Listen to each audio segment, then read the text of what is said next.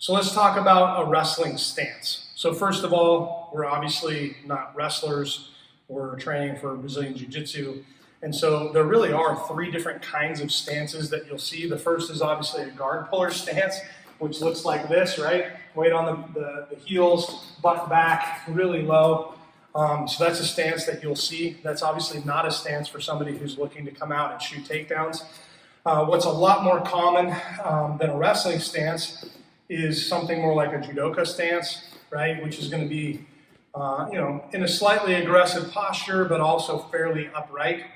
Again, weight on the balls of the feet, but still fairly upright. Whereas a wrestling stance, and again, you can decide how much you want to adopt a wrestling stance within a BJJ rule set. But a wrestling stance is going to look a lot lower and a lot more postured towards leg attacks, right? So let's get into the basics of a wrestling stance. So first of all, we want our feet shoulder width apart. We want the weight on the balls of our feet, right? So that point right in front of your toes, that's where you want all your weight, definitely not on your heels or on the outside of your feet. So weight on the balls of your feet, feet about shoulder width apart, elbows in, hands out front. And then we actually want to get low enough to where we could rest our elbow on our knee. Now, we would never actually do that because we want to use our arms for defense and offense, but that's about the height that we would be.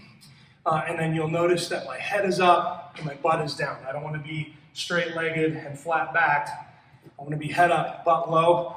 This obviously, until you get used to it, you'll feel the burn in your legs about 30 seconds in, but you should be able to maintain a wrestling stance for several hours over the course of a practice, which requires developing some muscles.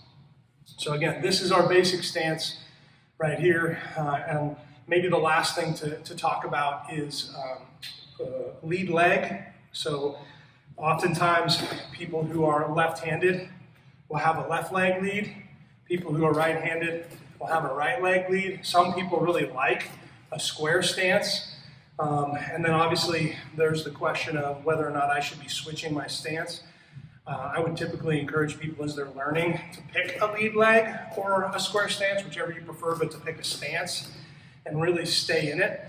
And we can get into that in some of the other videos around leg attacks and why that's important. But I would encourage you to find a stance and to stay put.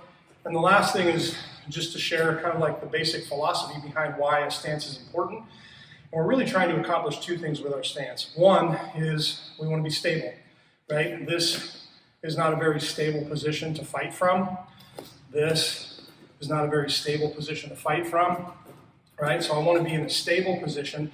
And then I also want to be mobile. I want to be able to respond to my opponent's attacks and to offer my own attacks towards my opponent at the same time, right? And so that requires me to be mobile, and my stance is really about balancing mobility and stability. I want to be able to move quickly and also maintain a stable position.